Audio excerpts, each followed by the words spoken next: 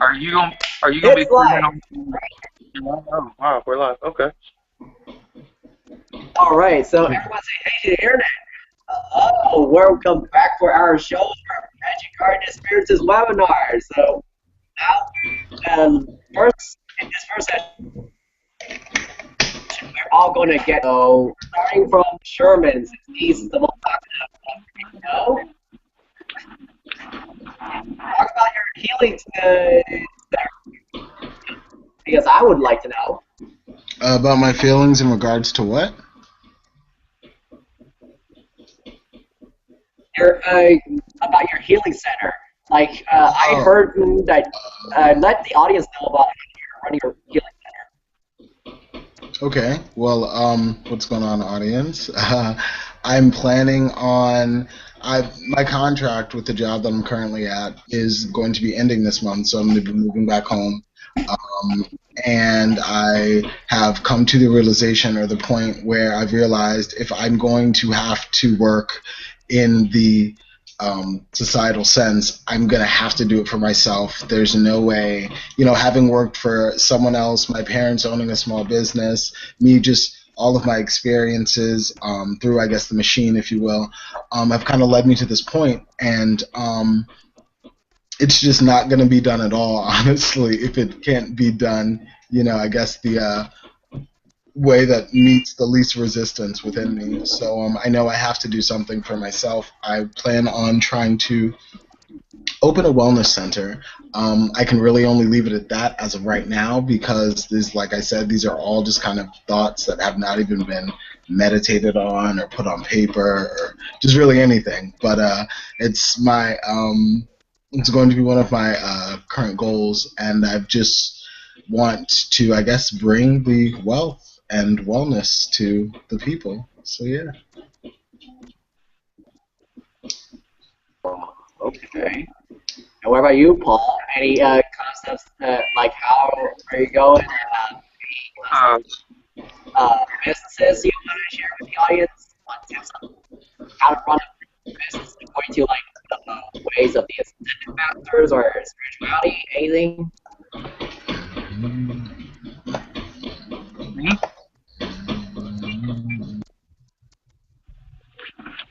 Who, me?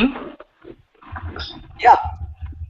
Yeah, you, Paul. Oh, Just introduce yourself to the audience. Oh, okay. Paul, Michael.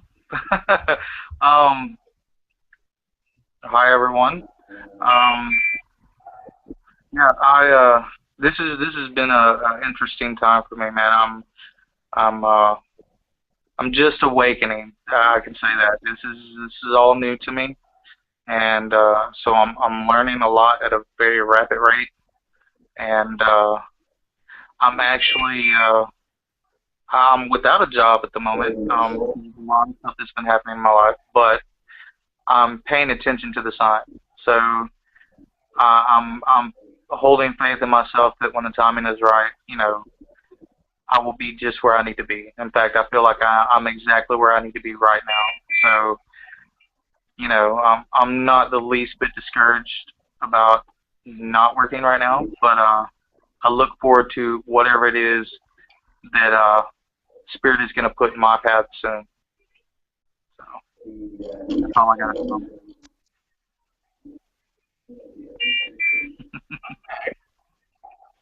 And just to top it off, my phone is going to be dying here in just a minute, so I will have to rejoin the call. But yeah, so I'm glad I got to introduce myself. Okay, so what about anyone else like you, Tony? I had to mute you because there's noise and yeah. Oh, that was Paul's phone, I think. Unless Yeah, probably so. I'm in a hospital right now. So this can be okay. Okay. Let's see. prayers go out. Do what? So prayers go out. Oh. Is it? I don't know what's going on, but it's never good to be in a hospital. Yeah, she kind of broke her leg, and we've been in here like going on 6 weeks now. Oh wow. Yeah. I was asking if you had heard back from the doctor. She's talking to her nurse. Yeah. Going on 6 weeks. Today made surgery number 12. So Okay, thank you. that's what I'm saying. Like, this is a lot going on right now in my life. I understand. Yeah, my mom just got out of the hospital recently for high blood pressure and kidney infection, so I totally understand. Now, so good healing energies your way, and I hope she heals up quickly. And same to you, brother. Same to you.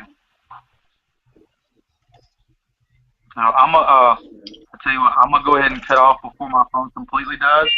But yeah, I'm gonna join from another phone. So give me just a few minutes. I'll join right back, guys. All right. No problem. Well, and you said something All right, about Tony. what are my plans? I don't really know, to be totally honest with you. I thought about eventually posting some videos up. You dared me to. I'm going to do it. I've got all the stuff to do it. It's just actually doing it. But it really isn't only that. I've helped a lot of people, I feel, on Facebook. Just the only way I can really reach out.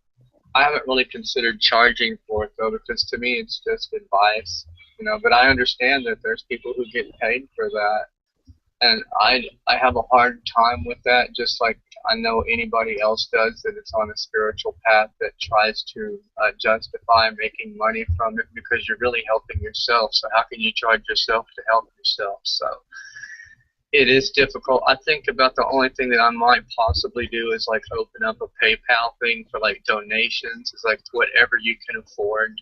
You know, I need to eat. You know, at times. So, but I don't think I can do a charge by session type of thing where it's like, well, if you don't pay me, I'm not going to help you, because I'm not that way. I can't do it. It'll have to be a donation thing, and I leave the universe to put it in their heart to do what they feel they can with what they can. Right. And what about you, Woody? Since I don't know if you're there or not. Okay. Yeah. Okay. So what is your plan for running businesses and how to incorporate spirituality into the workforce? Because a lot of times I've seen a lot of seekers, they just start to quit jobs nowadays. Okay. Well, I'm retired right now. I'm 71 and I retired a few years ago, so I'm not really in the workplace anymore. Okay. He's just enjoying his retirement and learning what he can to awaken his consciousness. Yeah. Yes. Due to familial tremor in my hands and, well, my eyesight to some extent, but basically just tremor in my hands, I can no longer really do effective work in repairing two-way radios and other electronic equipment with all the new super, almost microscopic sized parts. Just, you know, any shakiness in your hands just makes that impossible. So Absolutely. I have retired. Yeah, I learned high reliability soldering at Seagate, where we made hard drives, and yeah, I went to school for electronics, and for the most part, any of the jobs that I've gotten, you basically just replace the board anymore. It's cheaper to replace the board than it is to try to find out what's wrong with the other one. Yeah, that's true, but I was trained, in my training, I was trained to, you know, do repairs down to the component level, and I didn't really, there are some cases where you have to do component level, you know, when there's one chip capacitor or resistor that's on a circuit board, it's cheaper if you can do it to replace that part than to buy sometimes a whole new unit.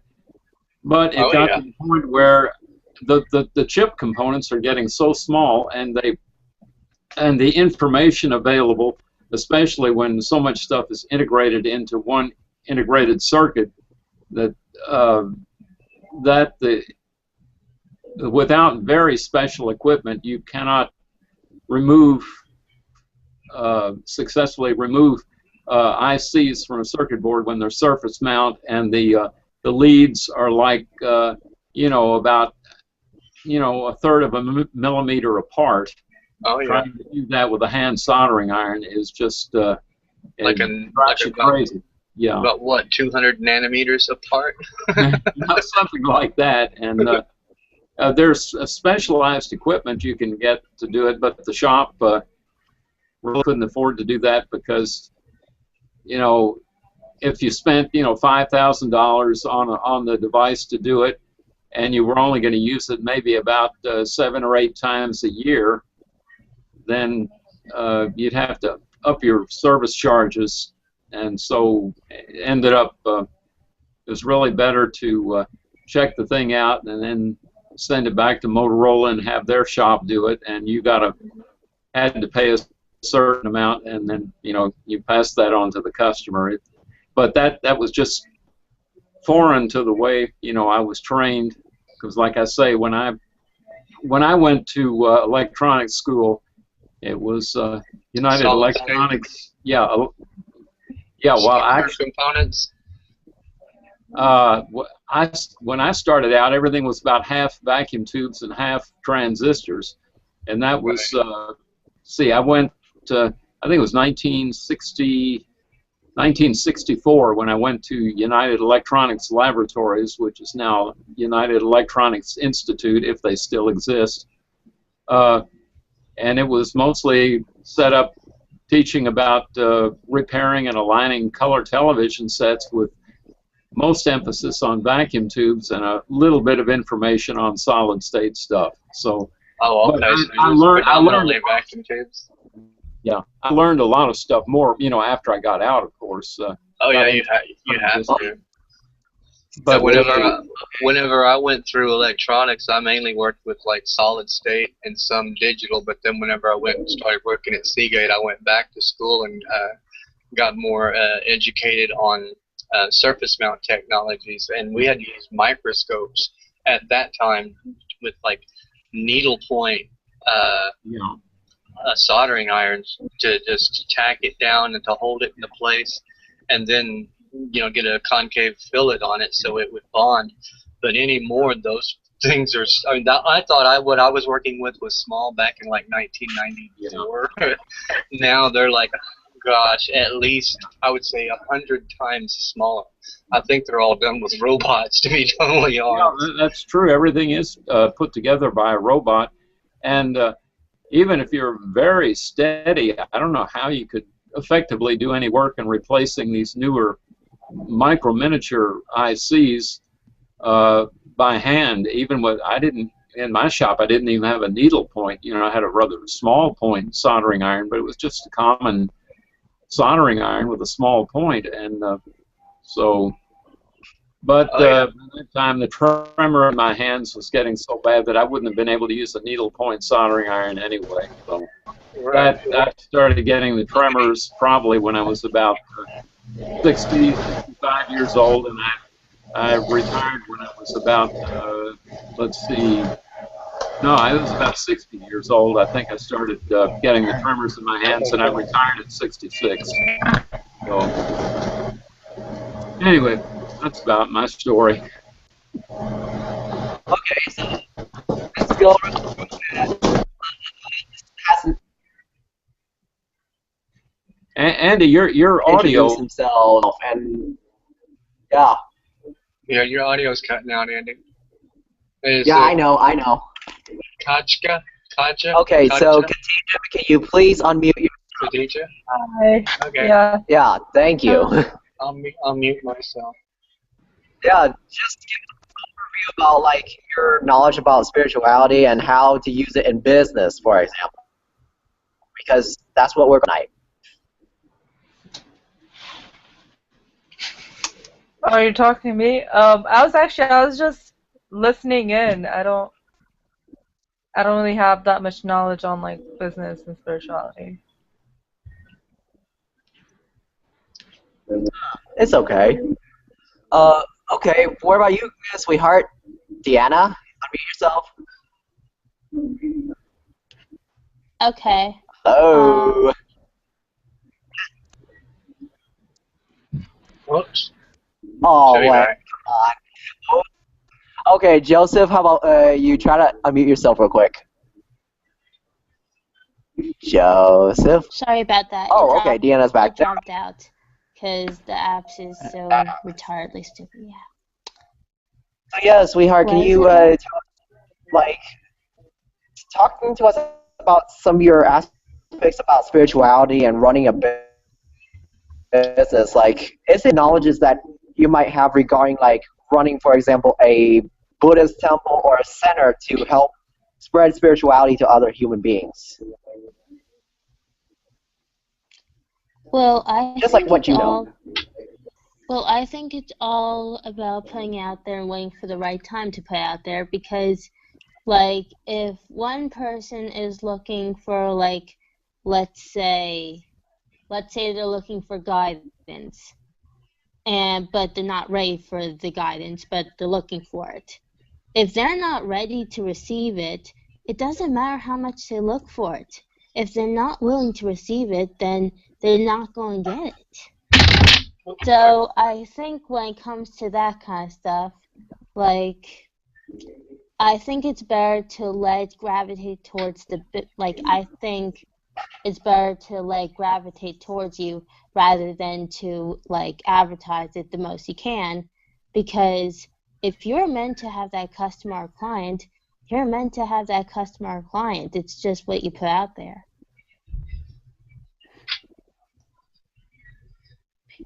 Right, right. What about you, Joseph? Because of course we're not supposed to be selling stuff to people. Instead, we should make the customer somewhat called buy our service. That's what we should say it. So what about you, Joseph? Can you please unmute yourself if you're there? Or I guess maybe not. Okay, so Can I elaborate on that for a second? for me, yeah, sure. I'll go for it.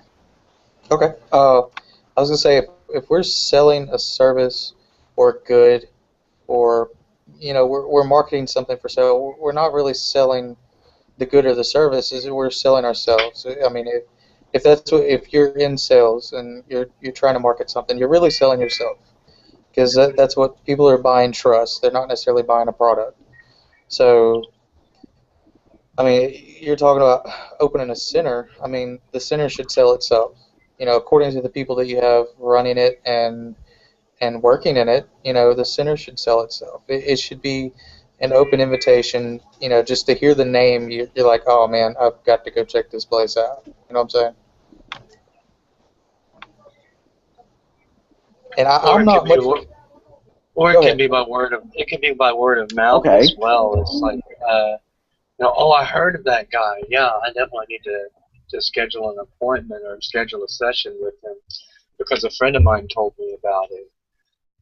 That really does help quite a bit whenever you can get a reputation just by word of mouth, because especially if it's people that trust each other as friends and they trust their judgment and they respect their ability to I guess know that person is actually somebody who's willing to help, and they're like almost like Angie's List type of thing. Of course, I don't know how well that is. I've never seen it.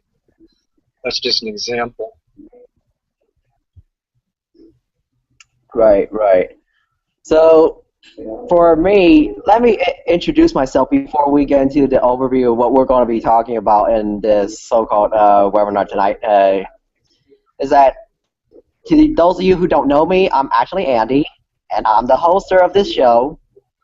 The thing that I want the audience to know about me is that in terms of my current situation for employment, I'm actually unemployed right now, where I'm actually just going through volunteer opportunities, helping out children most of the time. But when it comes to employment, is that there's two factors in which you can determine about employment. Agency or whatever you're working at serves its purpose, and how much. those are the two things that I would consider if I were to work for someone. And another thing is that why am I unemployed is because half the time most of the employers don't even go through teaching me how to, first of all, do quality service for those who I'm working with, and second of all, sometimes they don't even serve the people very well. That's why sometimes I don't go work. But otherwise, Well, a in terms of majority the of that, Andy, workforce and is. spirituality, that's Oh, I was just going to say a majority of that reason, that Andy, is that because they're not looking for quality in the workforce. They're looking for quantity. And quantity is not necessarily the best way to go, but there is a lot of employers that's just like, they're looking more for production instead of quality. So you have to, it depends on the manager, and it depends on the owner of wherever it is you're looking into working. Right. And here's another thing is that when it comes, that's the reason why I just couldn't handle the workforce very well, and so ended up quitting. I did get fired several jobs, and I did quit several of them, and I did apply back and work at others. But most of the time, it's like just a marriage thing, Every time when you get into a job that you don't want, you have to quit. Otherwise, you're gonna kill yourself, or something. You might be as well changed forever. But otherwise, I felt like in terms of working, that's one of the few things that we would talk about tonight. Is first off, what is before we use spirituality in there? How is it that it's quality? And the second part, we're going to be talking about like what is wrong with our workforce today? What is missing in that picture? And the third one is, and the last scene before we end the broadcast, we're going to be talking about like, okay,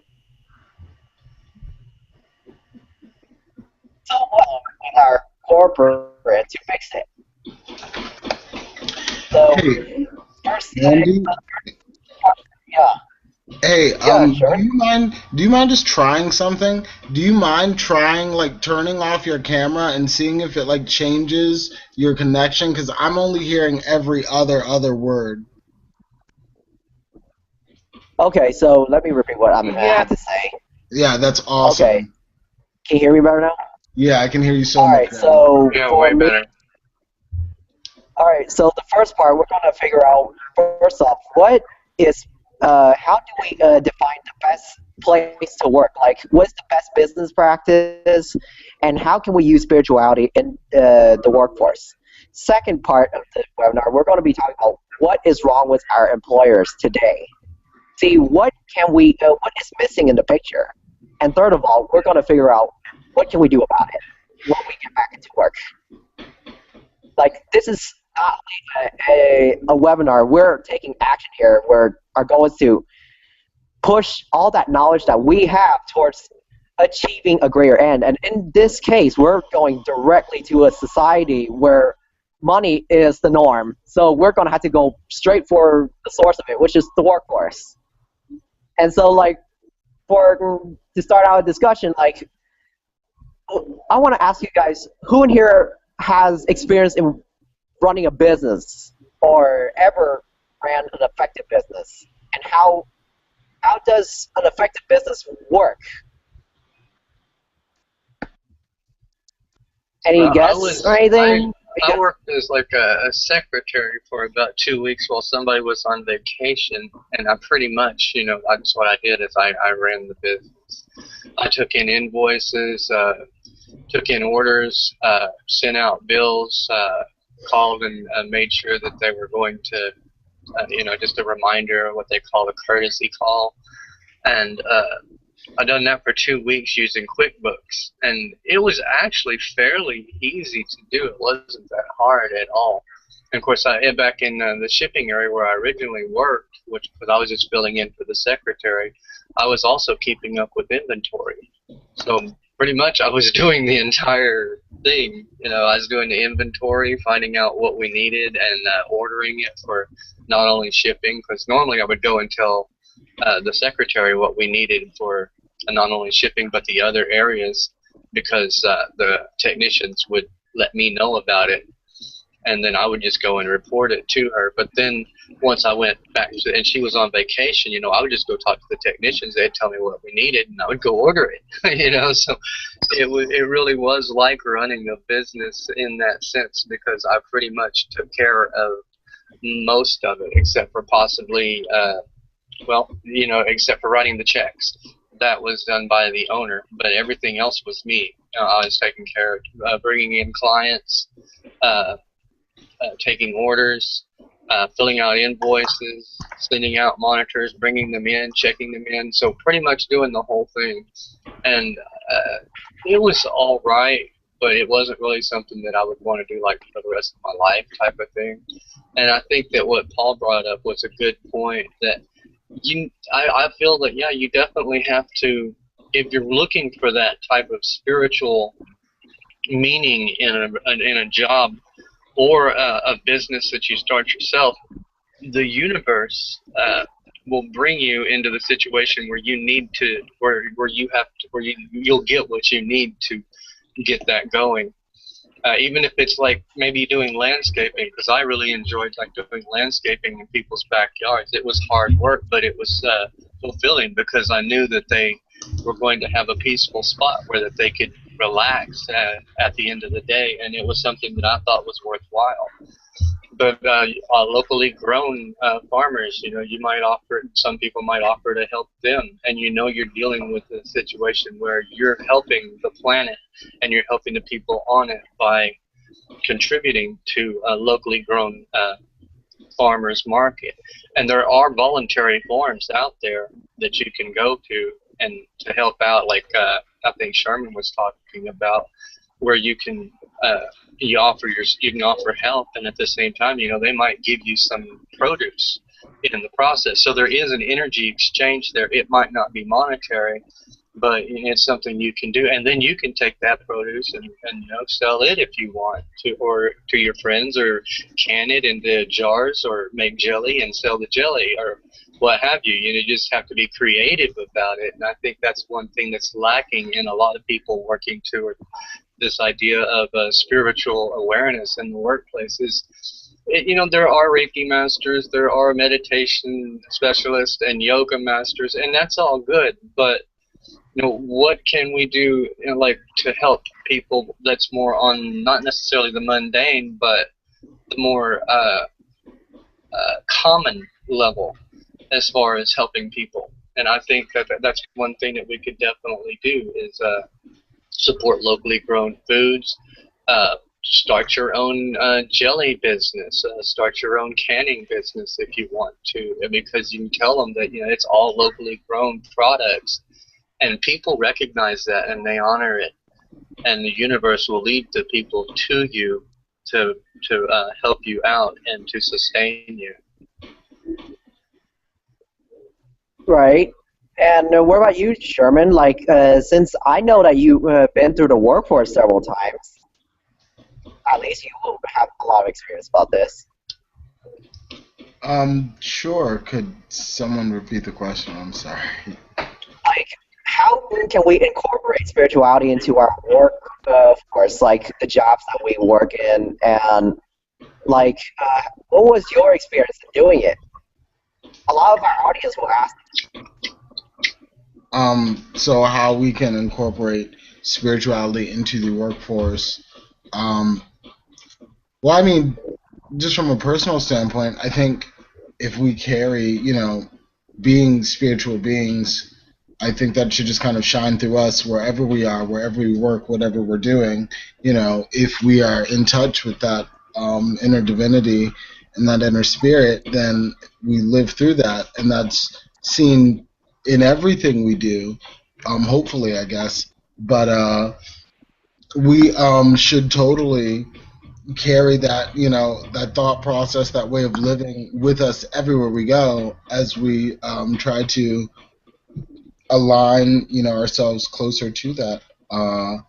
I can't really think of any specific, I mean, practices or ways of applying it in the workforce without it kind of being, because, you know, I mean, when we're talking workforce, are we just talking, you know, like your run-of-the-mill office? Are you know what I'm saying?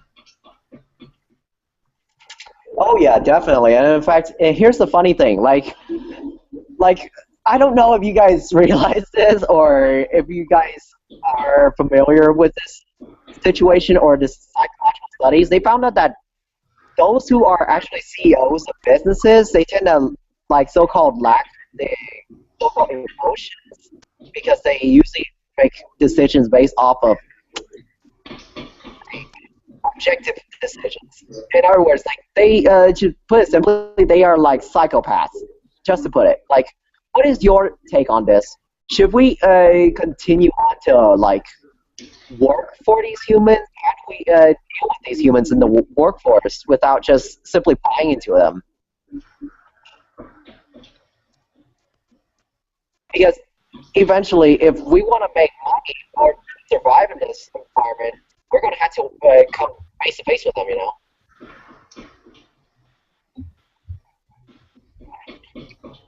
Was that to anybody? Well, like to anyone like a really hard bosses who just never seem to get along with you, or because the thing is when you're working for a company. Was the question Yeah, to like anybody? yeah, the question is how do you find your perfect employer, or if you happen to not find your perfect employer, how do you deal with your boss if he or she can fire you at any moment? That happens so often, you know.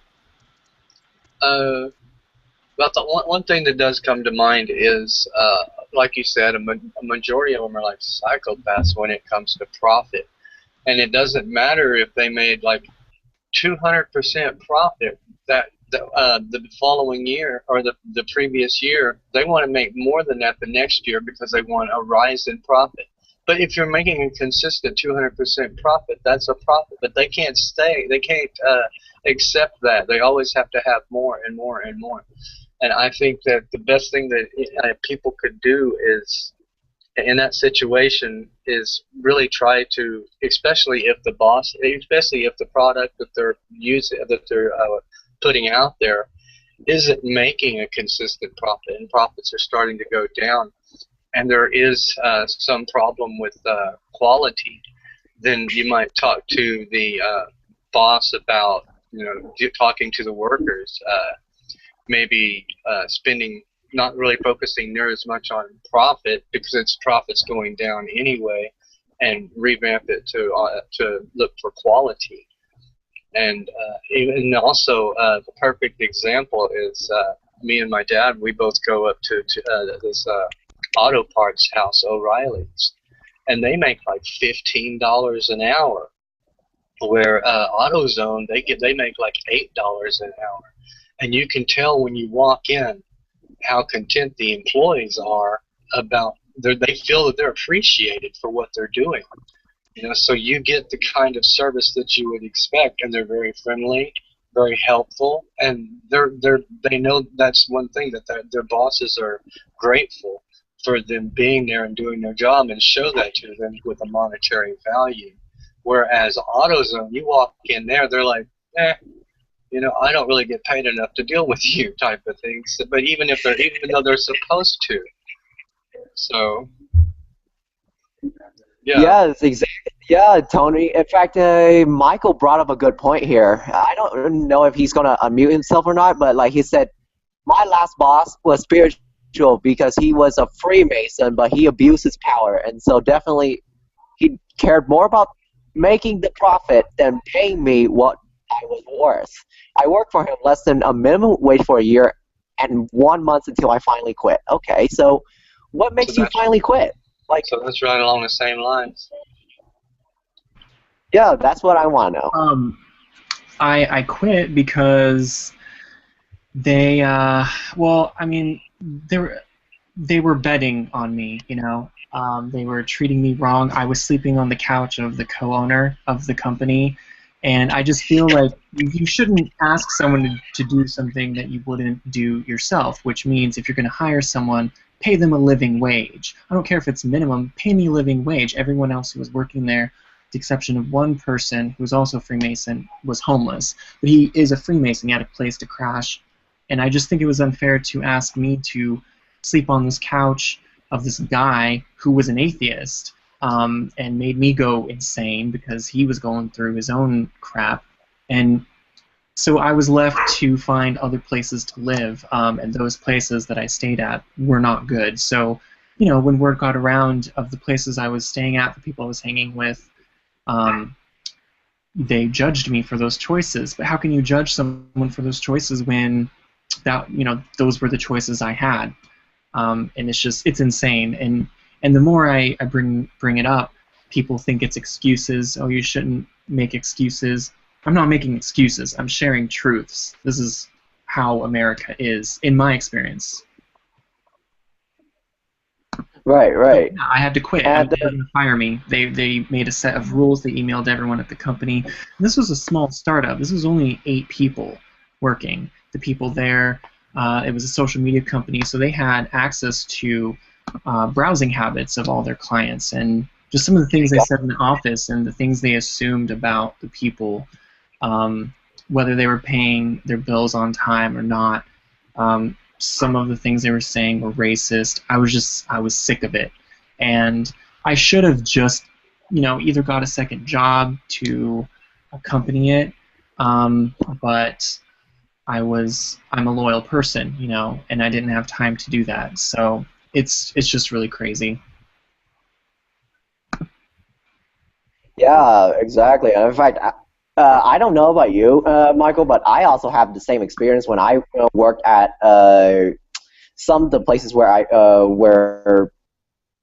I help counsel or actively listen to those who have post-traumatic stress disorders. Oh my God, it's just pain in the ass. Like, at first, I personally love that place where we get to learn about how to actively listen to our clients, and not only that, but help foster change towards whatever you want that person to change towards. However, not every part of my skill was appreciated, just like what you said, Michael. In fact, when I was about to get fired from my job, I was actually like, I helped a lot of clients. Most of them said that they really want me to come back and help them more. Like, for example, I helped them with some of their psychological issues, social issues. Some of them survived a breakup, and like, I helped them recover. But half the time when I help other clients, I get a bad rating. Because why? Most of the time they don't appreciate it. And so, like, what is your take on how should employers, like, what is the best thing that employers should do when it comes to skills? Like, any bets, anyone? Like, especially you, Joel. You just came in, and I know you have a lot of things to say. That's why you want to join in. Try to unmute yourself. Woohoo! Oh, okay then. Anyone else have their takes on like, what should employers do with, like, some people's skills that are uniquely theirs? Because that's the thing that a lot of times employers just never seem to value, you know. We study a lot to go to school. Sometimes we even took training, and half the time we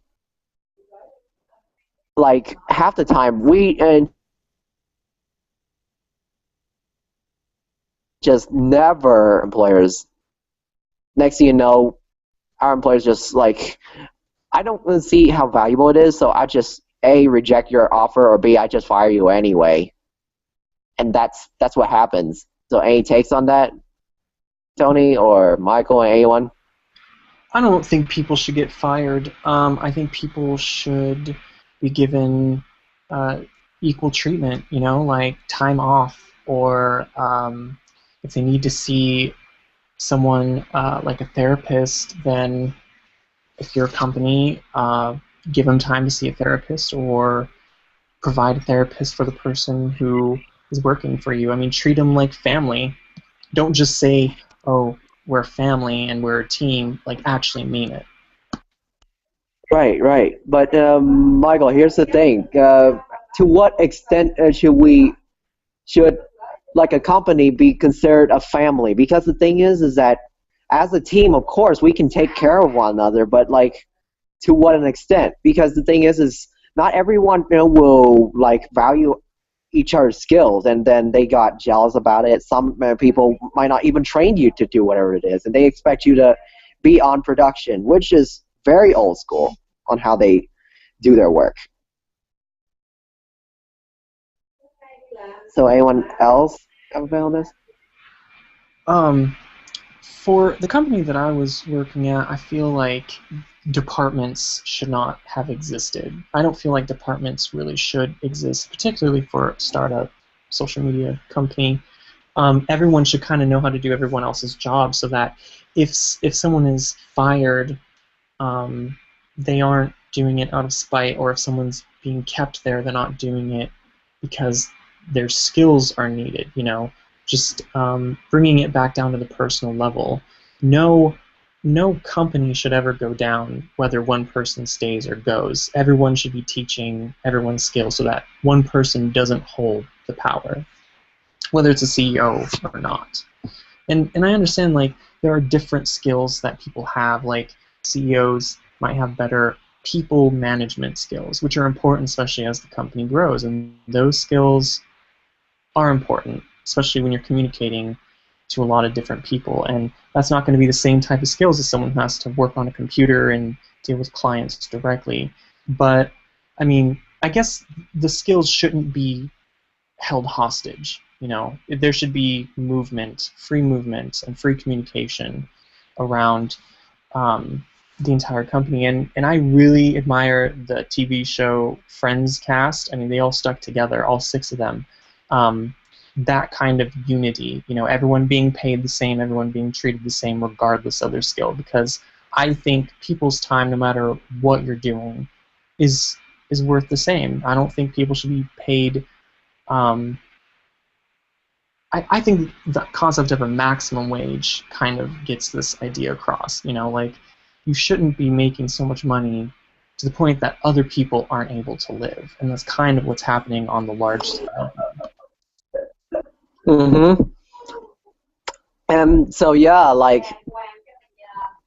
what about other people who are listening to this? Like, Woody, do you have any intake? Since I know that you were once a person who works at like an electronics store, but how should employers treat you if you were to have a chance to go back to working again?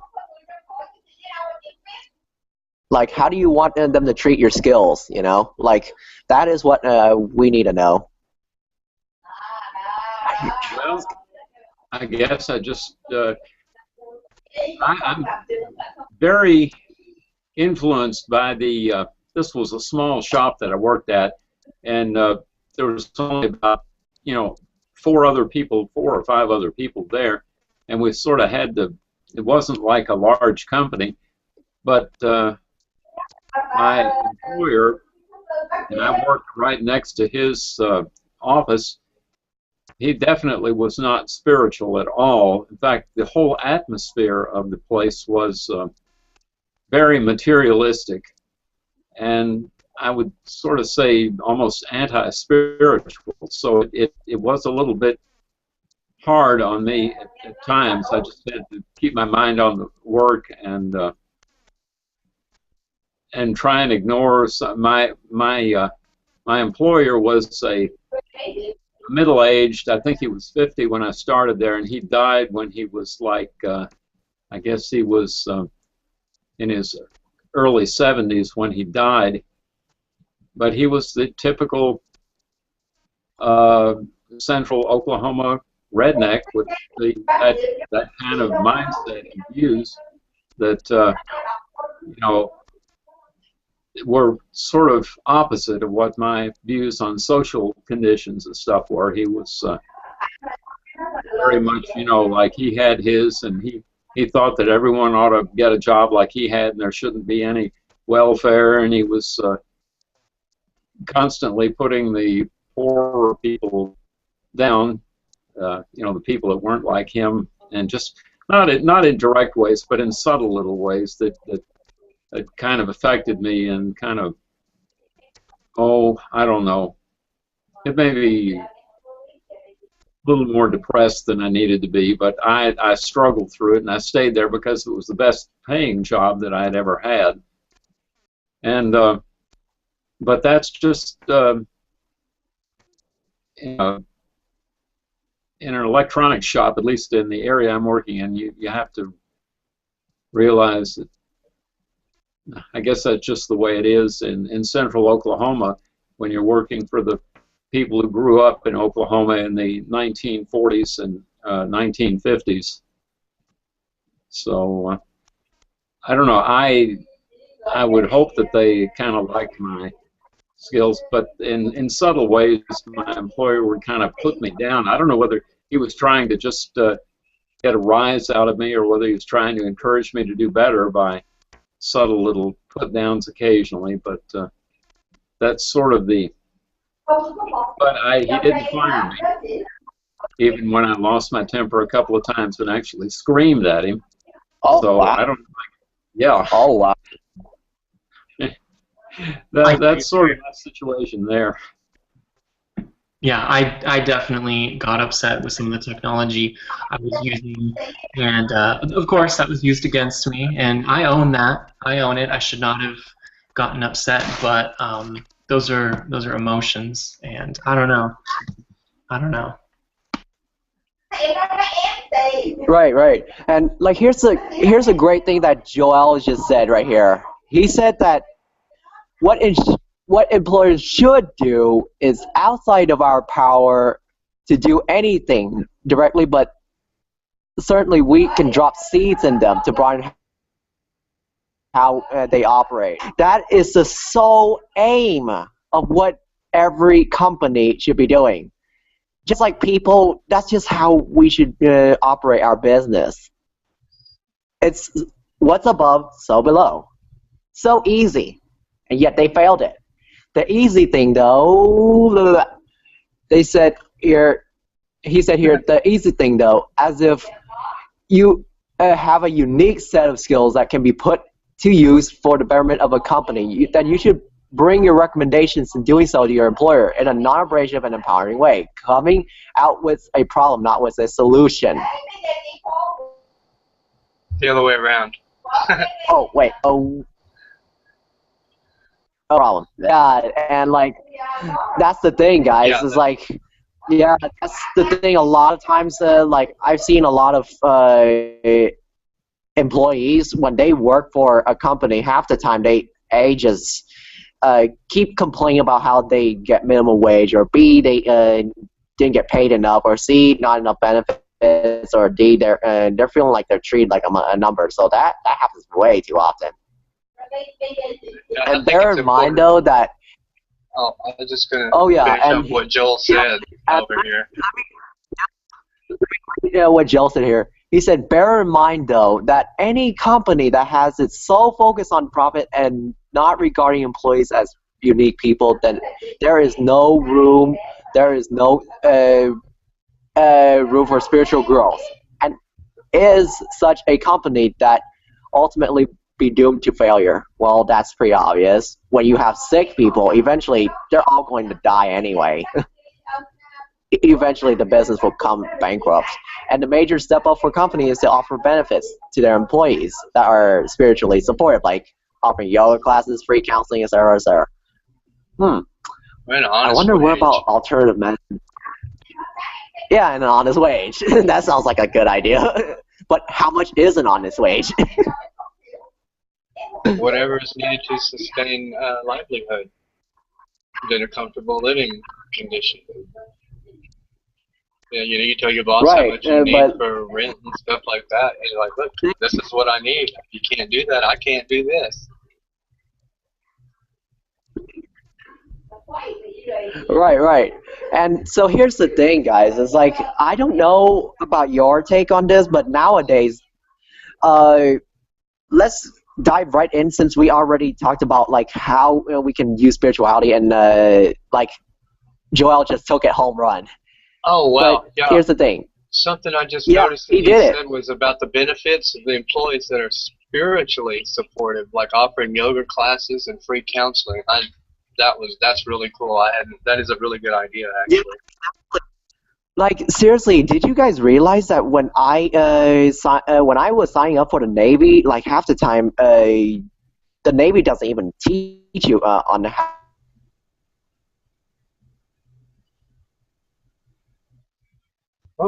Oh, he'll be back. But yeah, that's really yeah, what you were saying, Joel. That is really awesome. I never really considered that, but it is a really cool idea for offering yoga classes and stuff like that, and the free counseling. Just different things like that to help people better themselves. Uh, Dental is something else I think that would be a cool thing that they do without just having to go through another insurance.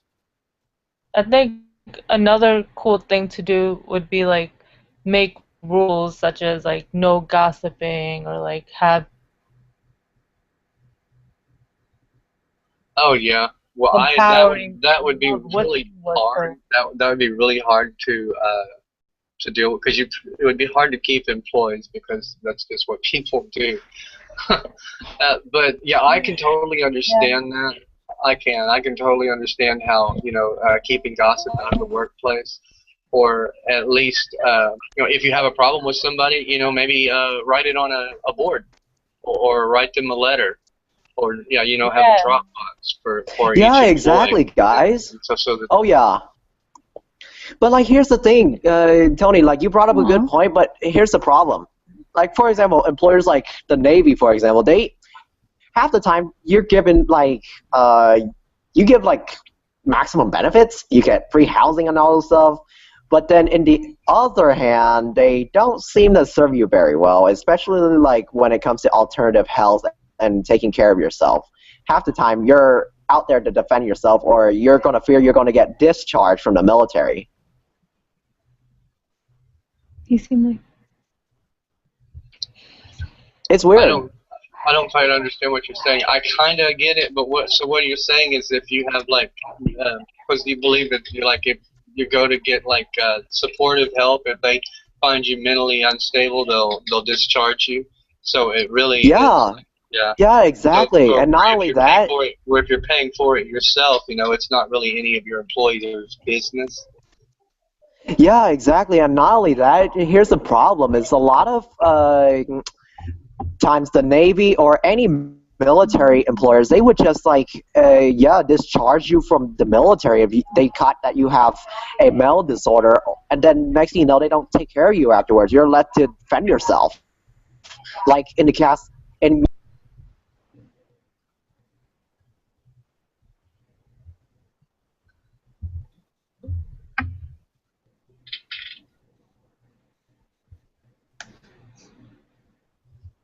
what just happened?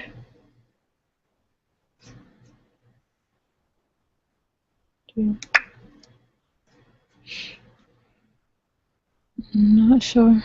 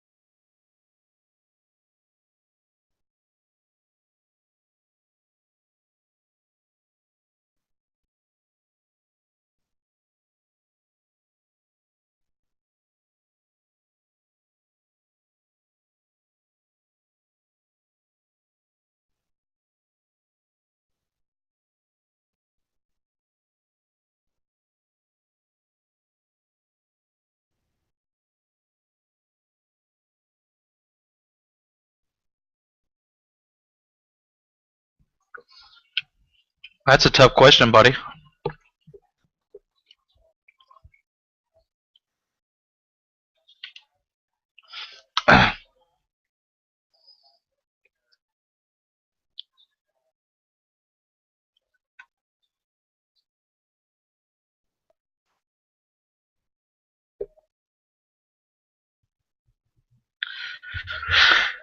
Um, I'm trying to think of something that's out of the norm, as far as benefits go, that you generally get in the workplace, or that's optional in the workplace. I mean, the medical benefits and the medical, the dental stuff like that. That's really expensive at times, especially if you have a large family. And and medicals should be free. I say free. It really should be. Medical should be free for everybody. Um, Man, that's a ton. That's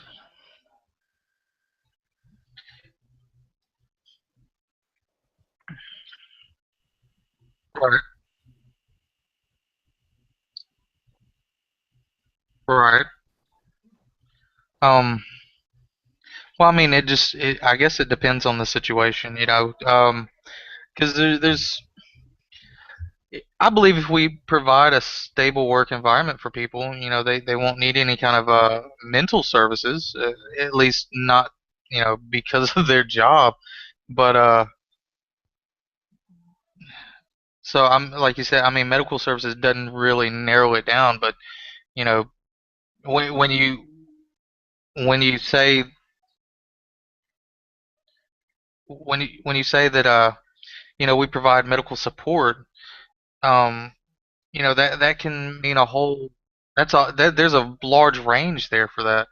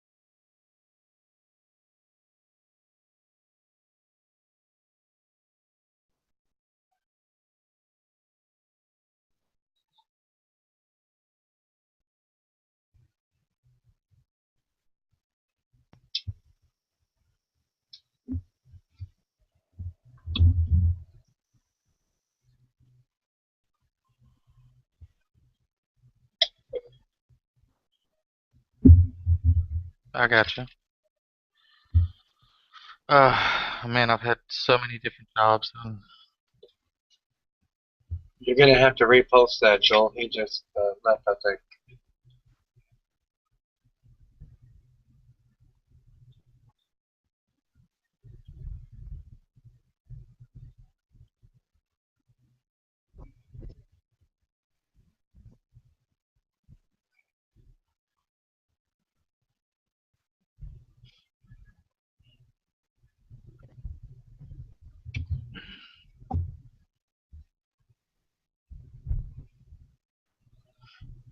Yeah.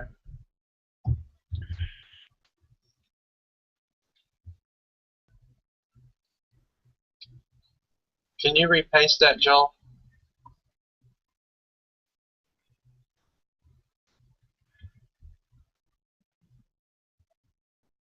Because Michael dropped and he missed what you said.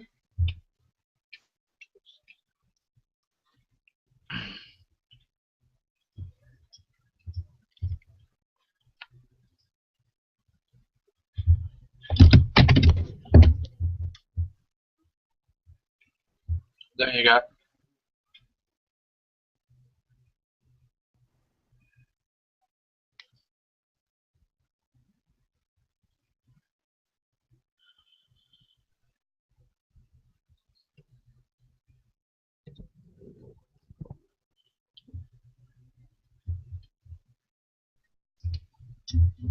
Right.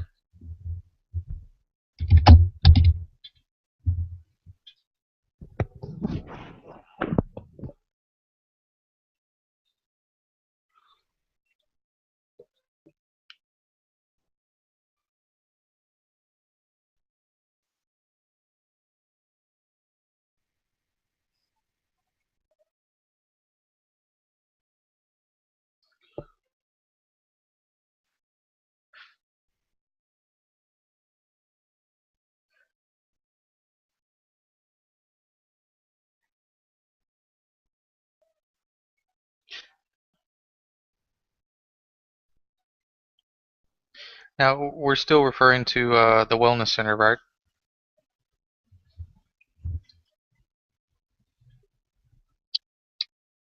Okay. That's the Because, most. go ahead.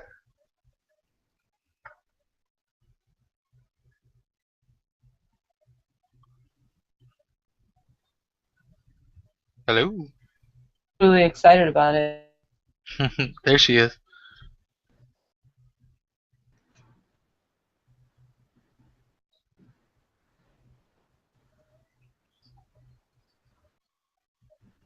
Oh She's yeah, I was talking. saying like I guess the most important thing is that you hire people that. Oh, she's breaking up really bad. She might have to turn her camera off too. Can you turn your camera Hello? off, Khadija? That might help. Yeah, it's cutting out. There you. Oh, okay, can you hear me now? Yes. Yes. Okay, good. I was just saying that the number one thing is that make sure that the person like wants to be there and is not there just for the money and like actually believes in the same mission that you believe in. You Yeah, know? that's one thing that Joel said over here in the chat box. It's Oh, people coming together in community and collaborating with employers or business that are holistically minded and see beyond dollar signs. exactly. Exactly. Anybody can put anything on an application, and like I was saying earlier about selling themselves, like anybody can make you believe anything according to an application or a resume. I mean, anybody can type up a resume or pull one offline. So, those that aren't money motivated are the ones that you want to have working for you, especially, if we're still working under a monetary based system and the money that's provided to the employees is equal or greater to the money that for that the people that are running the place, like if everybody got an equal share, consider that profit sharing.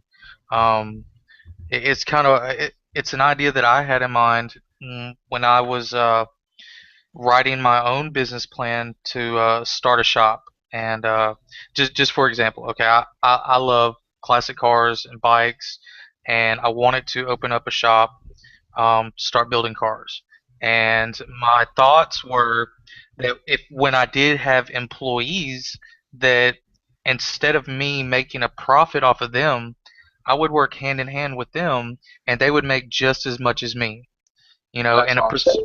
a percentage of what the company brought in would go into a company account for business expenses, but everything else was shared equally throughout the employees, and that builds a trust-based system. And that makes it to where the people that work for you or work with you want to get up and come to work. They're not Oh getting yeah. up and pissed off because uh, they make less than you, or that's definitely a hot topic in most of the workplaces. Like, how much are you making? Well, I'm making more than you. That's We're not doing something the that makes same people thing. feel good. Right. Right. Mm-hmm. And, and so, if you have more people that aren't money focused because they know that they're going to get paid when they come to work anyways, that definitely makes a difference. Yeah. So one thing that's pretty much what Joel said over here on the side, and I totally agree with it. It's kind of like that same situation I was talking about earlier with O'Reilly and AutoZone. because at O'Reilly they pay their employees an honest wage for what they do. I mean, obviously it's a massive chain of businesses, and the store manager makes more, which isn't along the same lines. But I really agree with what you're saying there, as far as making the employees part of the business, to where they share an equal amount, and you just take the percentage for the overhead and for the inventory. That's absolutely, I think, the right way to do it. And, there are some businesses that have actually done that, where every employee in the company is part of that company. I mean, they own part of that company, not as much as stockholder, but they are co-owners. Right. So yeah, and they just divide the money up evenly, and they feel like that way people feel like they're getting paid for the equal amount, and people are thinking that they're having the mindset that this is something I should be proud of because it's something that's partially mine. And I think ownership goes a long way. Right. Of course, Joel, he said something about like in grocery stores. That they're not really going to give a rat's ass about the business. They're there for a paycheck, and that's the bottom line. And he really don't. Yeah, there's just and he said some businesses just don't have room for spiritual or community growth. It's not in their nature. And I do get that to a point, but whenever I was managing at a grocery store, that's what I tried to do with the people that I worked with. For the most part, like if something had to be done, I was told whenever the manager left what needed to be done, so it was my responsibility to get it done. And I would go, you don't have to tell people to do something. It's like, hey, could you take care of this on your shift before the night's up? Because if you don't do it, I'm going to have to. And usually I was friends with them, so they didn't want to put that load on me, so they would try to take care of it. And it wasn't like, right now, you will do this, or anything like that. It's just like, when you get time, take care of it. But, yeah. When I first started in the oil field business, I was working for a small company, family-oriented, and I was a pump and valve mechanic. And I started out at a pretty decent wage, and it was pretty much well known what everybody made from the get-go, and it started some controversy in the shop, like, hey, look, we don't talk about money, that's a no-no. But once we got that out of the way, nobody really talked about it. And of course, I was with the company for 3 years, and I progressively got raises. I got 2 raises a year. I had full medical, dental benefits. We had what he considered was a profit sharing. Our annual bonus, like for Christmas time. First year I was there, and I hadn't been there a couple months, I got a $1,500 bonus for Christmas, and it was the first time at any job that I'd ever received a Christmas bonus like that. That is awesome. I mean, working at a General Motors Corporation satellite company, I received I think it was $150 Christmas bonus and a turkey. And I worked in a multi-billion-dollar company that that could afford to pay you more than $1,500 extra a year. You know what I'm saying? And so working in a small business and getting something like that, it meant a lot to me. And on top of that, the owner, we had all holidays paid off. Well, I say all of them, most of them. All the major holidays were paid off, and sometimes he would just come in and be like, "Hey, look, guys, y'all shut it down early. We're gonna go to the lake today. Meet us at Lake of the Ponds, and I'll have the campsite ready, and just bring yourselves, bring your families." And we would go out and we would spend a weekend with the rest of the people that worked with us and their families, and he would provide everything. He'd have all the food. He'd have a boat. He provided a relaxing environment, and because he wanted us to stay there and work, and it was awesome. I loved it. I loved it. And that is really cool. I wanted to touch upon what Michael Lloyd said up here, and it's I'm just trying to keep them involved in the discussion. And that's all they can do is time. Michael Lloyd said that people use years of education to justify a difference in pay, and when people are being paid equal, even though they have less education, quote unquote, the people who spend more time in school get really upset because they think they're worth more because they went to school for it. But the people that are in that particular workplace, when I understand this, Michael, is they have gained the experience through experience like through seniority. They've been on the job a while. They know what they're doing probably better than somebody fresh out of school. So yeah, I totally get that. And what Joel said was really, really awesome. Joel, yeah, Joel. Sorry, Joel.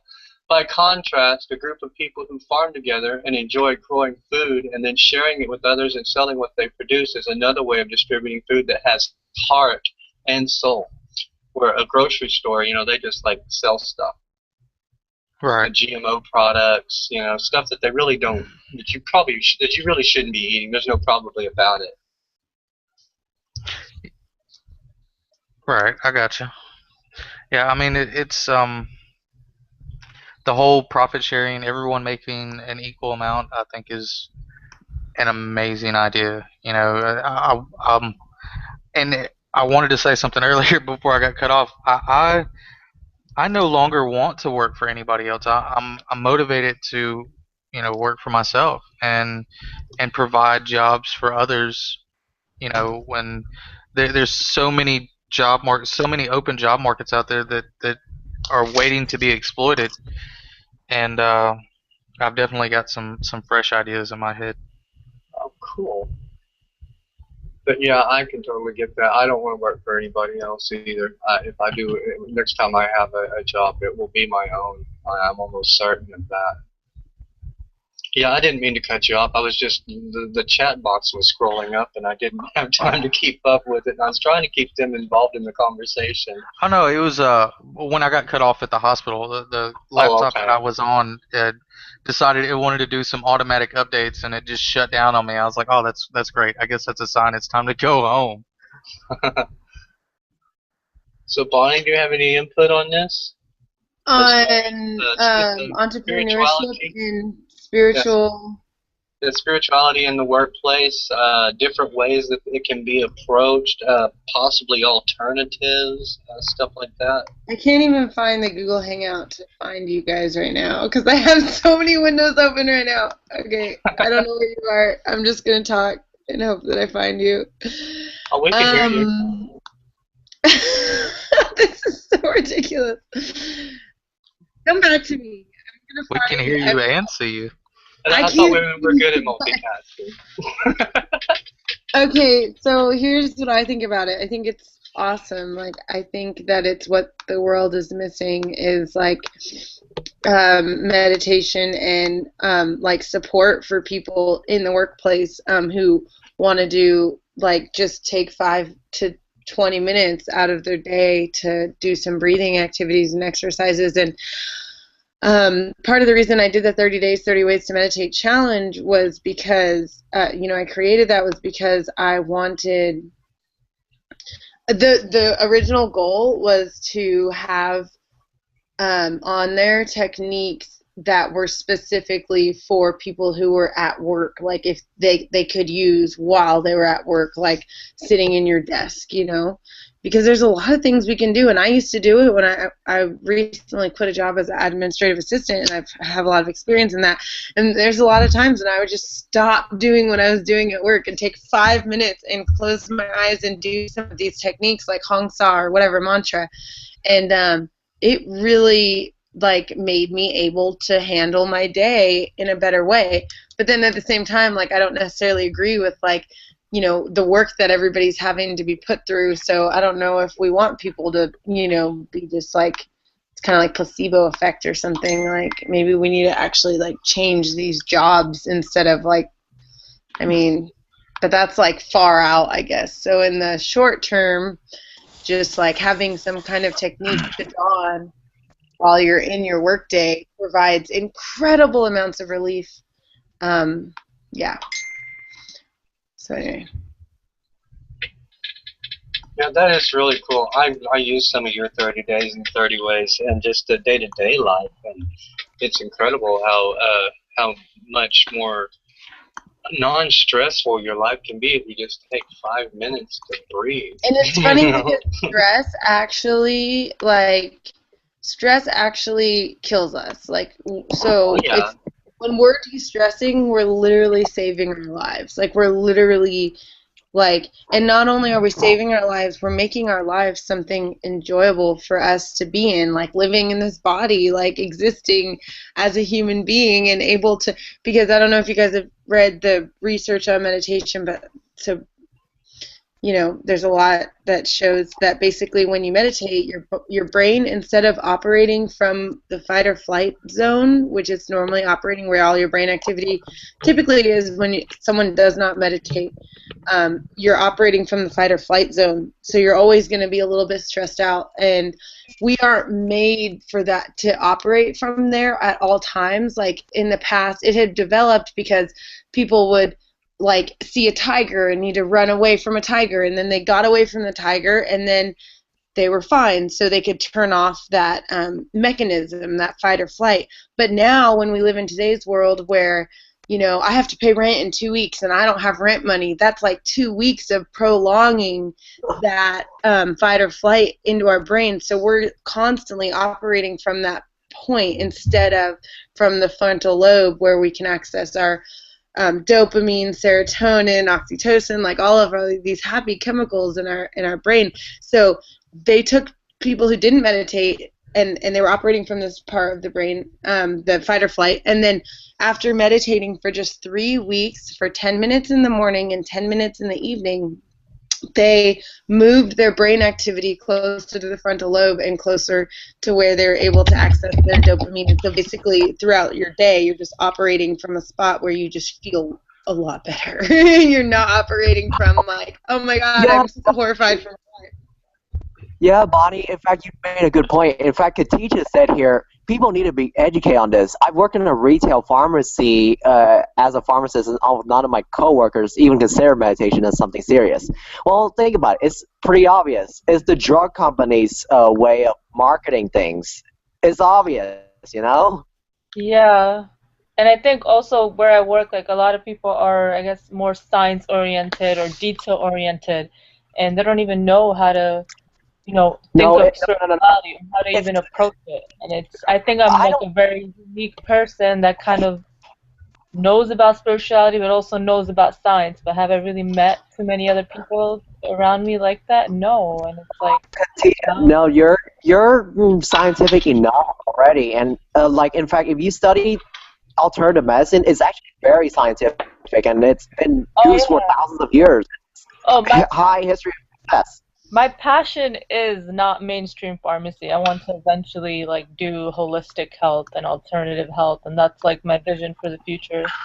But right, exactly. And in fact, here's the thing, Khadijah, like going back to what you said about pharmacy, think about it. Does the drug companies, Big Pharma, would be promoting that by now? I think they're going to go bankrupt if they do that, you know?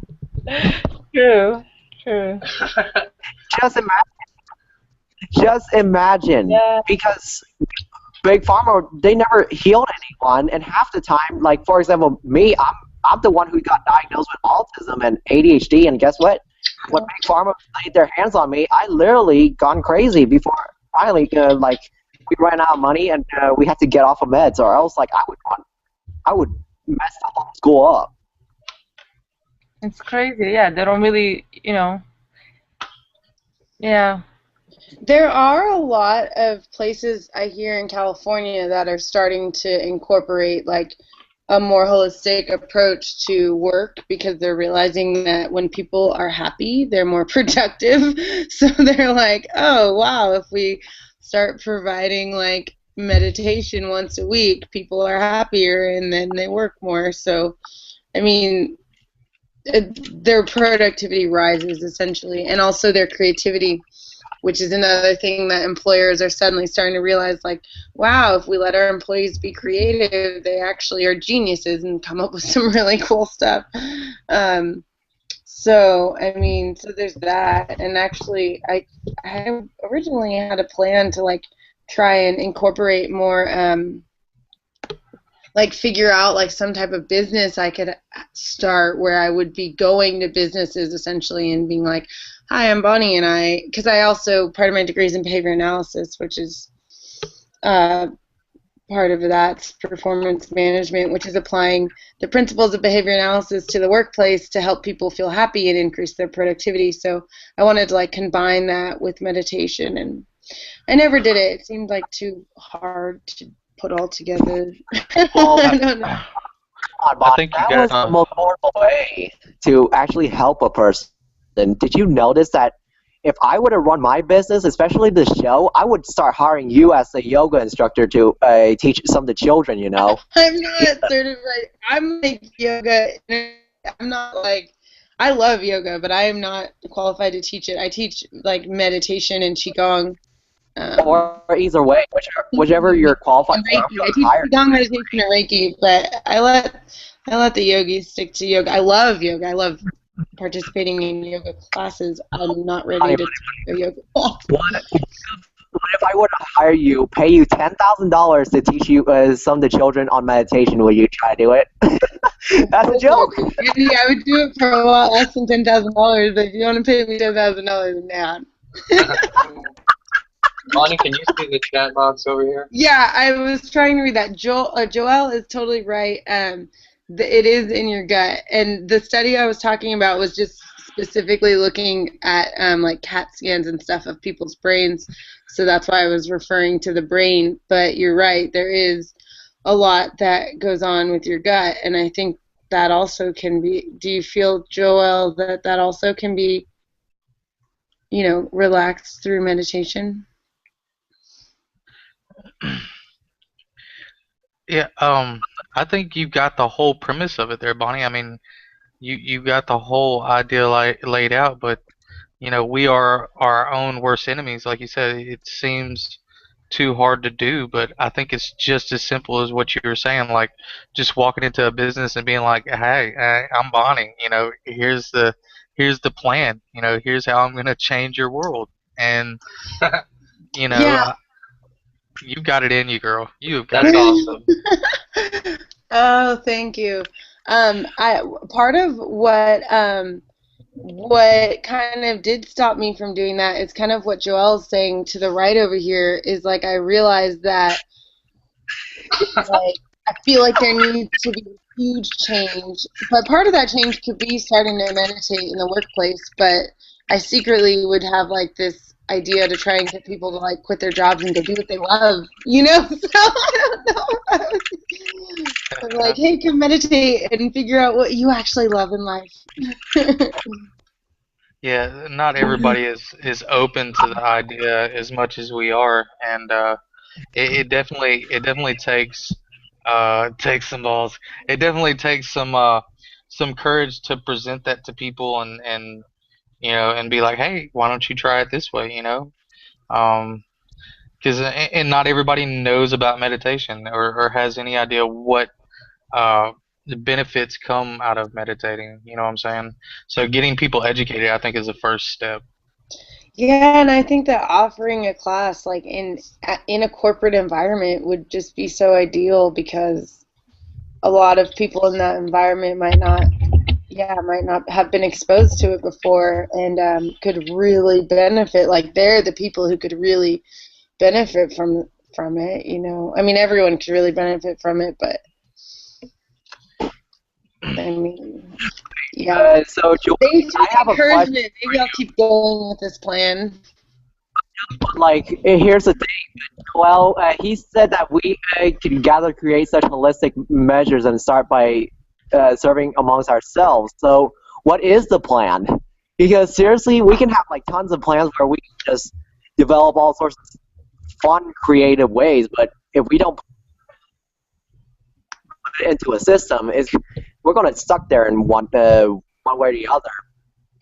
If we were to create a system, it's going to not only skyrocket our effects, but it multiplies. Right. I mean, we've got, like you said, we've got all the ideas. I mean, we could sit here and lay out a million and one ideas, and they all sound absolutely fabulous. And but we have to put it into action. They're just words until we make it happen. And I think believing in ourselves that's been one of my problems, is just believing in myself. I think what you said earlier, Paul, Okay. Here I am, this is how it's going to be. I think it was you that said that. I totally get that, because that is exactly, the way that we should be. Right. Just be authentic.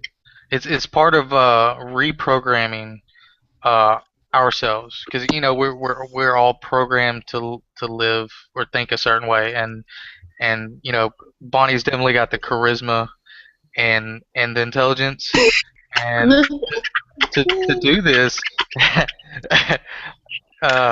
do I have yeah, an organization? That. Well, that's what we're here for. That's why we're co-creating, is to create organization in chaos. It's been chaotic for so many years, and now we're trying to make things better. Yeah, totally. Yes. I mean, it's, Okay, go for it, Bonnie. I was reading off of Joel's post again. He just made another point here. It's like we have a huge deal of this separating ourselves from things that drain us, such as credit, debt, monetary facades, land taxes, and when people the right people come together, cultivate a piece of land and work to become self-sustainable, and that's huge. Well, think about it. We already have been that way, even before the 1900s, where farmers they actually created those stuff. That's pretty neat, The only problem is we've gone to the point where we're gone into a mess and let the corporates take over, which really sucks. Which is why we need to know, how can we get back down by poking a hole through the law in such a way that we can be able to hijack the system and get ourselves back to wherever we are originally. Can I elaborate on that? I think corporations will lose their power when money ceases to reign over everything. When the monetary system fails, and it will, then corporations will no longer have that kind of power. Right. And here's the funny thing. Khadija just brought up another good point, is that she said that the way you can approach corporations in this and convince them is that they will make more money if they offer meditation practices and better mental health. Well, here's the thing, Khadija, what about if you were to provide the same service to, to a mental health hospital, especially like the children's hospital? That is most likely not only benefits the employers, but also those who will be serving, especially me, because I've been through several mental health hospitals and they drove me nuts. Like, I need to get the hell out of there because I thought I'm going to get burned out. Oh, yeah, definitely. Yeah, just being I've been in a hospital with my other half. I would say better half, but I think I'm the better half. I've been in the hospital for the last 5 weeks, bedside with her, and the nurses, especially the night staff nurses, are complete. They've got this total, I don't want to be here, I'm ready to go home attitude every night. And then, you get in the elevator with a whole group of nurses, a whole staff of nurses, and they're all like, thank God it's Friday. And I'm thinking to myself, it's just another day. Your problems are still going to be here. You're still going to have the same problems whenever you go home. And and then they wake up Monday morning and they're like, crap, I got to go back to work. So, I mean, that could benefit in just basic hospitals. I think it could benefit in any business. It's small business, mom and pop stores. I mean, anybody who's open to the idea of change and making a better life for themselves as well, and especially if it revolves around making more money. You know what I'm saying? Because most people, that's the way they think. I've got to make more money to make my life better. And if you can come at them with that approach that you can make more money and you can be happier at the same time, then, why not? Right, but here's another thing, Paul. Like, what about some of the caretakers of children, especially some I know, like for example, some of the corporates that make sales or anything. That's obviously you need to have a good psych in order to be able to talk to customers. Like, what about the helping professionals, like social workers or psychologists? They also work. Yeah, but I don't think they work on the same level though. You know what I'm saying? They're going based off of scientific knowledge. You know, and it's all educated guesses to begin with. So, say you sit down with a shrink, you know, to to uh, get your problems out and in order to try to get some help, they're just guessing. I mean, no one knows what's going on in your head or your emotions better than you do. So no matter what you tell somebody, I mean, they still wouldn't understand. They still couldn't walk a mile in your shoes. So, you know, even with the caregivers, you know, for the children and the social caregivers, like you're saying, I mean, they're all just educated guessers, you know, and they're going off of a designed system. You know, they this is what you're going to go That's by. the reason why. Go ahead. Yeah, that's the reason why we need to go back to what Joel and Michael presents a moment ago, where they said about education, about like how should we treat some of our employers that have, like, for example, more schooling or more that work longer. How should we pay them equally, or what should we do? Because that's the thing. If, for example, if they work so hard for a particular employer, they obviously need to get paid more. Right. But what about like those? Yeah, but what about those who are like they got their PhDs, for example? That is a serious thing. They spend a lot of time with their dad. It would be different if getting a PhD was free. You know what I'm saying? And yes, you are spending 7 to 10 years of your life working towards a goal, but I mean, man, I change my mind about as often as I change my underwear. I mean, you know, I could spend 7 years in college, you know, working on a PhD, but I may change my mind in next year. You know what I'm saying? But it'd be different if I wasn't being charged, you know, 70 grand a year to go to school. And if you paid people equally across the board, even those that have PhD, then that means that a PhD isn't necessarily required. You know what I'm saying? I mean, if everybody is studying the same thing or learning the same thing for the same reason, I mean, you know, it's different whenever you go into a job and everybody's making the same amount. You know. Oh my God, yes, exactly. And here's the thing. Did you guys? Yeah, you brought up a good stuff. Like, especially like in the helping professionals. Let's take that, since a lot of people I know of, they get their masters a lot of times. Like, for example, in my degree that I'm getting in, which is recreational therapy, I only need like a bachelor's degree in order to do counseling with people or do all this stuff. Versus like social workers, occupational therapists, psychologists, they need like a PhD to get that. And I was like, whoa, back down here. I don't get it. How in the world do you need a PhD when you clearly just need like a bachelor's in order to, for example, to help someone else? Like, how come you need a PhD? That's what I don't get. I think it is a way to like just trap people into, like, if you work so hard, like let's say a pharmacist or a doctor, pharmacist 6 years of school, a doctor, you know, 10 years of school, and you work so hard to get to that point and you're in so much debt, how much of willpower are you going to have to question them? How much of a willpower are you going to have to question healthcare when you've worked so hard to get there? You know? That maybe that's why a lot of people don't even question it, because they've sacrificed so much of their life and worked so hard for it, and now they're finally there. It's too scary to even question, what if everything I did was bullshit, you know? Well, something Michael said over here in the chat box is a PhD is a control scheme for those who can't afford it to begin with.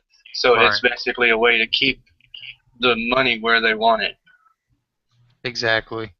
Yeah. That's exactly right. You know, exactly. And here's the thing. I just don't get why in the world, how come in the world that so many of our like employers, they know for sure that a PhD does not equate to work experience, or an experience that not only guarantees that you will, like, for example, if you are in a helping profession, you will be like health, you will be cured, you will have your independence back. But half the time when like for example, in my experience, I used to go to medical school, study all sorts of stuff. Next thing you know, they only teach like you how to diagnose people and treat them with drugs. I mean, what the hell? I hate Yeah, that. it's not like you can't teach yourself that. I know. I can just search that up on the internet and then learn that in 4 months, you know? I don't need 10 years. That's definitely true. It's definitely true. Again, it's just a way for them to keep that healthcare system running, keep that big pharma running. Yeah. I was told by a friend of mine, his grandmother that is from Britain, was telling me that over there they have a system in place where they pay a tax to own a TV. And I was like, this is the most ridiculous thing I've ever heard. She said, no, it's not, because that tax is what pays for the healthcare system, and that people that don't have insurance coverage can go into the hospital and get covered, for completely for free. Like it's not. There's no obligations, as long as they're paying that one simple tax, owning a TV, that they can go into a hospital and get help. And I was like, that actually makes a lot of sense, instead of paying out the wazoo for so many different taxes, and then to go into a hospital without insurance and still end up with a several $1,000 bill and no guarantee that you're going to be cured or helped in any way. I mean, it makes sense. And the PhD, man, like I said, they're just educated guessers. I mean, they go through all that education to learn about the body and the system, the way it works, the anatomy and the physiology, only to be an educated guesser with a degree. It's that control factor. Yep. I mean, like, that is so severe, Like, going back to what Khadija was talking about, imagine a doctor getting $200,000 of debt and trying to pay off that within like 40 years. That's ridiculous. By the time you're done paying, you're pretty much almost going to the grave. Right. Yep. I mean, it's set up that way. But yeah, definitely. Dude, this is not. I'm sorry. I think yeah. what I was going to say is what Joel said earlier. Generational changes. We need to create. I wanted to just touch upon this because I really like it. It's we need to create a foundation to enable our children and the younger generation to create a completely new method of operating as human beings, centered on community and connection, where children are raised in community, not brainwashed in schools, to be ready to work in and brainwashed in schools to be ready to work in a copy-paste job that in most cases is not even needed. He says enough with the left-brain patriarchy and enable the care of the feminine aspects that are not at all touched upon in school. And I totally agree with that. I completely agree to that one. Yeah, exactly. But like, here's the thing: what to see who has like more experience, for example? Because the thing is just like how schooling does not always say about experience, we need to know exactly who has the ability to do what and how much. If they give that much, we should be able to know how much we should pay them. Is there a way we can estimate that? That's the question that we need to know in order to create that business. Well, you can start off with a probationary wage. Just start off with like a probationary wage of what, like $7 an hour, and then once you find out how good they are at it after that probationary period, then they get a wage based on the value of how well they work. That sounds like a good idea. What other methods would you guys suggest to the audience if you have a chance to, like, for example, run your own business? Like, I know you, Bonnie, you run a meditation facility, so yeah. You're asking me. I'm sorry. I was reading something. If you want to hire someone, what other ways can you pay another person to do your work? Like, for example, do marketing or teach your class or to be honest with you, I'm like totally not at that point. Like I do Reiki, and a lot of the people that I work with, like the girl one of the people who's helping me build my website likes Reiki, and she wants Reiki sessions, so I give her Reiki sessions, and she is giving me website advice. So I'm definitely not at the point where I'm like paying people to help me. I'm not making enough money to do that yet. So I'm not the best person at that. I mean, I like doing the trades. I like doing the different, offering my services for people who, you know, want to help grow what I'm doing. And I love doing that, actually. And people usually, you know, the people that are attracted to helping want some kind of Reiki or meditation services or angel card readings, like one of the things that I do, you know. So I'm trying to actually build a team of people who we can trade these kinds of services in order to get up and running here. But right now I'm doing a lot myself. I'm just organizing workshops and getting all my Reiki manuals together so I can start taking Reiki students. And yeah. Hey Joel, are Sweet. you live? Okay, Bonnie, I'm gonna be your first student. Are you? Are you wanting to learn Reiki? Well, first I'm off, I have down. to know how much it costs. Yes. Well, How it's much $85 for level 1, but level 1 includes Oh, not bad. 2 attunements, and actually, typically it's like $120, and I'm willing to do like trades of, you know, like something equivalent to $85, and there's like, so it doesn't have to be money.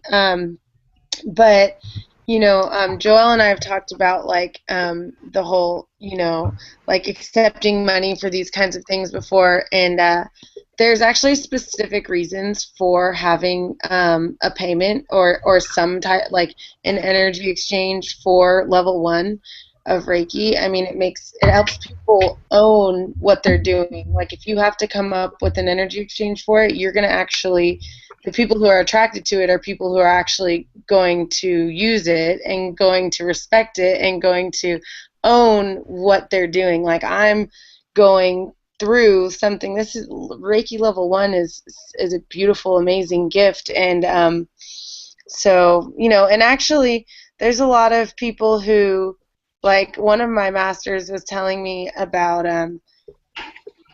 one of his masters when he was getting one of his attunements, one of his levels.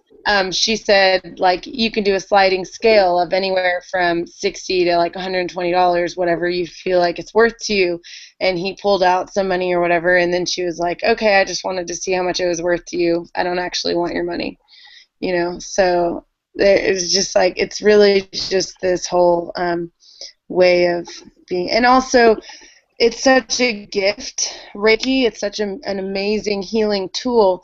And if people don't, there's this basic rule of reciprocity where people feel like if they receive something, then they also have to give something in return. And people who are just given Reiki for free will put up a wall against receiving it because of a natural guilt that we feel when we don't give someone something when they give us something. Like reciprocity is a real thing. And so by having the energy exchange, you're able to not create this block, and you're able to fully receive it. Hey Bonnie, can I comment on that? Yeah. I hear the term a lot, especially among people, holistic practitioners, or people who kind of operate outside of the box, especially with healing modalities, and they use the terms energy exchange. And I really want to bring a new light to that so that people can really get to the core of what that means, because I really don't think that people are using that term with the appropriate understanding of it. The reason I would say that we utilize that is because we acknowledge that the occurrence of money is not a very convenient or ethical way of actually living, but yet we rationalize that for me to be doing something for someone, it makes sense that they do something in return for me, so that there is this payout, you know, that we feel that there's some fruits for our labor. Now, I would like to put this in the context of a more natural environment that humanity is inherently designed to thrive under, and that would be the community concept. Communities are how humanity would originally live together. You know, there would be whatever roles would be needed, people would naturally rise to those roles. We wouldn't be needing to have our entire lives debating what we want to do when we grow up, what kind of career we're going to lead in this kind of thing, and fill all these positions, as I mentioned before, oftentimes not even necessary.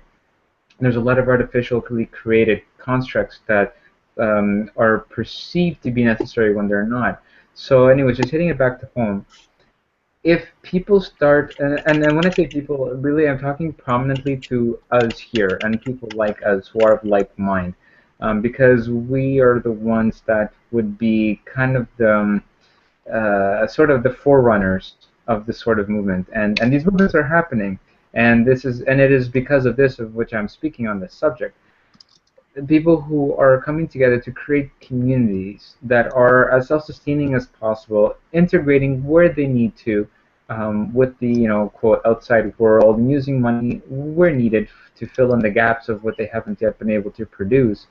But really, just kind of, I want to seed this idea that people really start considering about establishing or becoming part of existing communities, so that we can get back to, I don't say get back to, but so that we can become involved in a much more natural way for humans to actually express and evolve together. Again, it's moving away from this whole thing of separation and education and different wages. Like, all of these perceived problems would completely not exist at all if people were simply coming together, living in community, filling the gaps with their natural talents.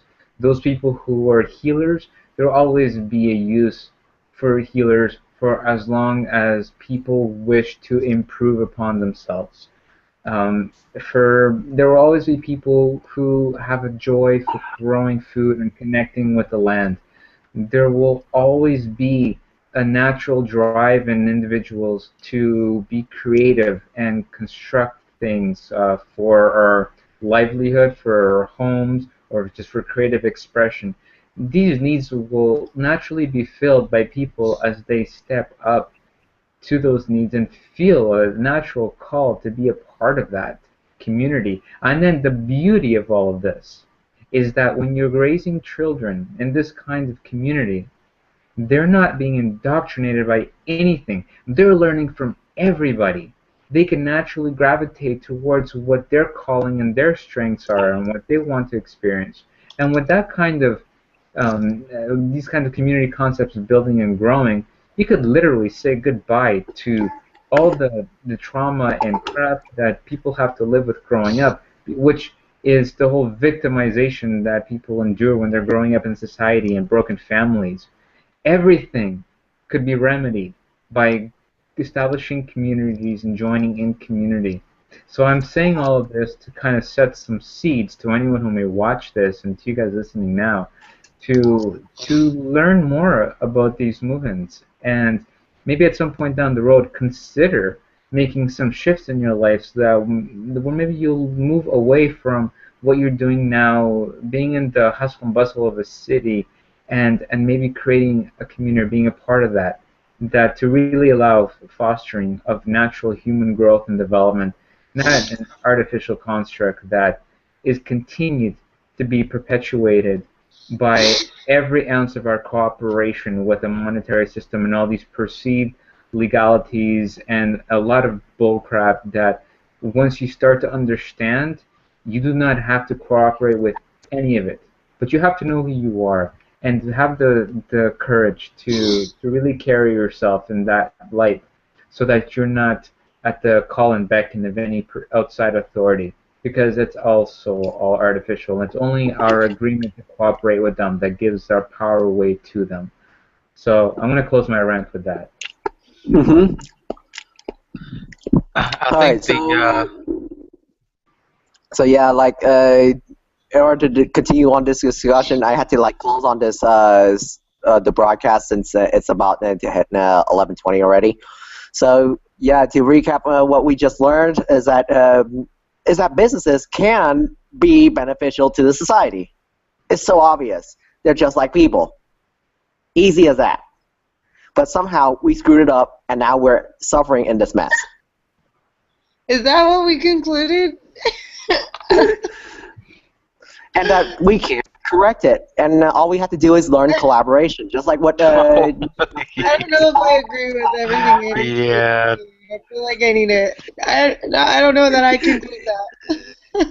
That's so easy, you know? And that's so easy. Here's the thing, is that we haven't had the chance to, like, actually figure out a plan on how to do it, which is why if you guys are ready for the homework assignment, because here's the thing.